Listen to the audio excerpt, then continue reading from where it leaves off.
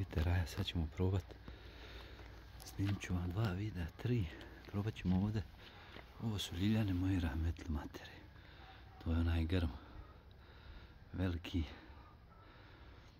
Sad ću ja probat da izvadim iz zemlje određen dio lukavica, pošto je ovo veliki grm.